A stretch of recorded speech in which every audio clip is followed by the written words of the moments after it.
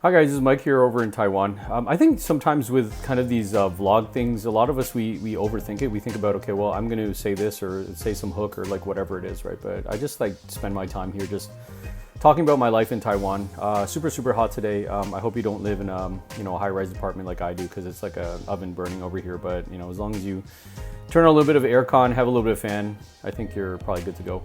Anyways, guys, I want to talk a little bit about kind of like the lonely life and English teacher, right? Because if you follow my advice and go to like some of the, maybe the southern or maybe like the middle part of Taiwan, it's kind of a catch-22 because yeah, you're guaranteed a job there for X amount of years, but at the same time, you're the only one, right? Because no 25-year-old guy or girl, maybe guys, but girls probably not, would head over to the middle of Taiwan just to be like really super segregated from everything. Like most kind of there's this I hate to stereotype this the city girl type of thing, but usually women like kind of gravitate towards like the city because it's like really convenient and there's like more stuff to do there. I mean, I don't want to say that I'm a country boy or anything, but I appreciate a little bit of peace and quiet and stuff like that, right? So yeah, then you're gonna kind of feel a little bit like more isolated.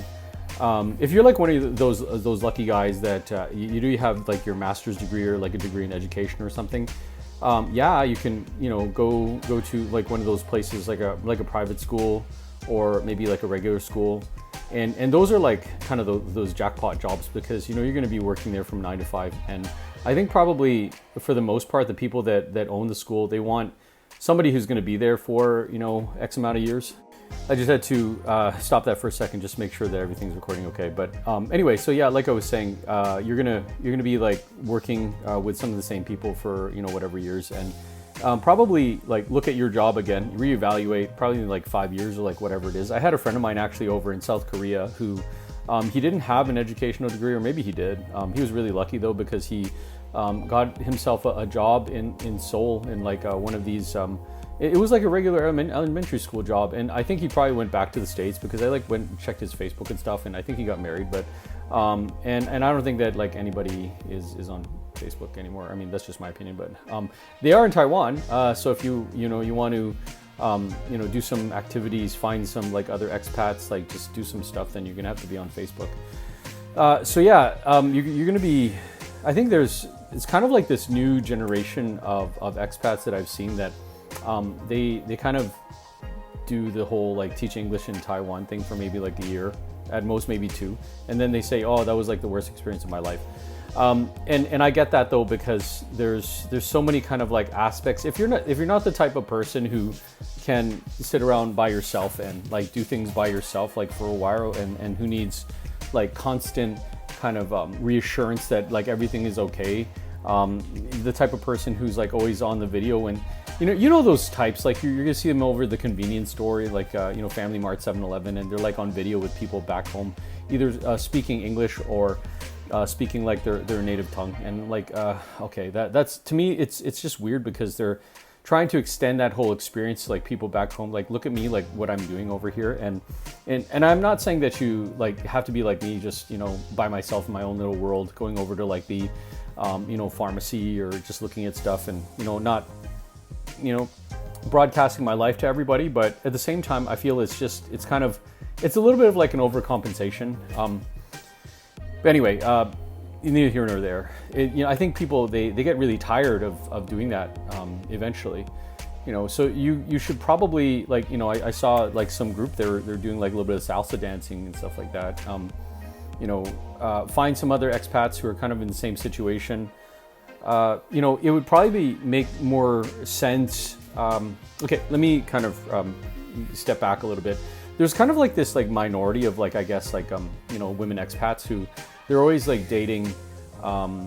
They're always dating men who are also expats too, and usually like they'll try to go for like the top of the top, like 6 foot tall, probably around 30 years old, muscular, nice jawline, blah blah blah, right? And meanwhile, if they could just say, okay, well, I'm going to start dating like in this state way, guys from Taiwan or like whatever, they'd have the whole dating pool just opens up for them. But they'll be like, oh well, they're just not attracted to me, or I'm not attracted to them, or whatever it is. And I don't really care, really, at the end of the day, if that's what they want to do, and that's fine with me, because it has nothing to do with me anyway, because I'm not, they're not my kind of my dating pool anyway, right? But people are so unsatisfied with kind of like what's in front of them. If they could just kind of adjust their, I don't want to say curb your enthusiasm, but like adjust kind of their expectation.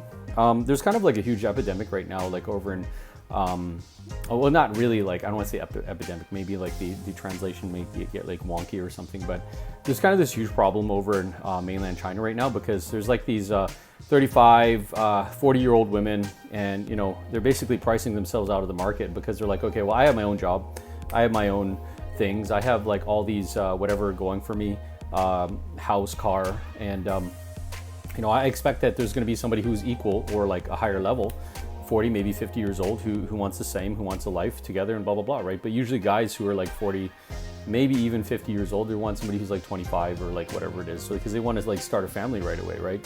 It's kind of like a funny meme where, you might get like some 45-year-old guy who works like a regular job. Maybe he's like a middle manager or something.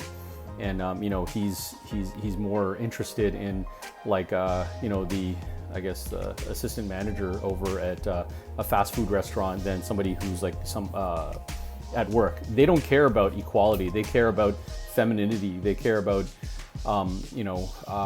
does this, when I'm like working my butt off at work, like, can I come home and just like be like, hey, you know what, I feel kind of tired. Is it okay if I just whatever? And yeah, so I don't know exactly what I'm trying to say like regarding that, but if people would just kind of like see outside of the box when it comes to work, when it comes to dating, when it comes to all these types of things, and just because I think that's probably like one thing about me that's a little bit different from most people, is that when I see some type of like mistake that I'm making, I will just kind of adjust myself, and I'll say, okay, well, maybe if I did it from this point instead, then I could probably be a little bit more successful. I'll just like stop doing like some certain bad thing or bad habit that I've been doing, and then I'll just like kind of carry on.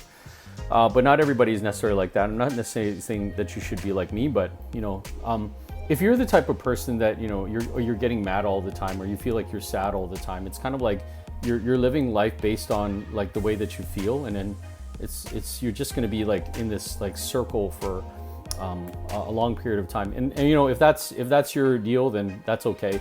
I don't want to be like that. I want to I have done some certain things in my life that made my life a little bit better. I think controlling my time and working online and working part-time at the place that I'm working at, which I think I can stand it. I think it's okay, but I definitely want to get something better. So anyways, guys, if you're an expat, or if you're even I guess a Taiwanese that's has been outside of Taiwan, and you kind of see there's good and bad parts about living in Taiwan, then let me know. Shoot me a message.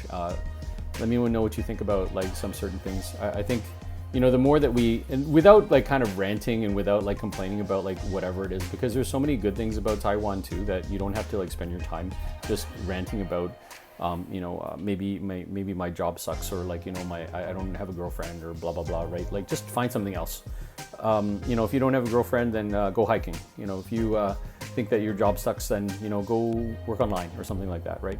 There's always like options, and you can be sad, you can be angry, but just don't be sad or angry for too long, because I don't want to say that you need to savor every single moment of life, but at the same time, you only have some certain amount of time, so don't waste it. I think that if there's any theme that I'm trying to say about this and living in Taiwan right now, just don't waste your time.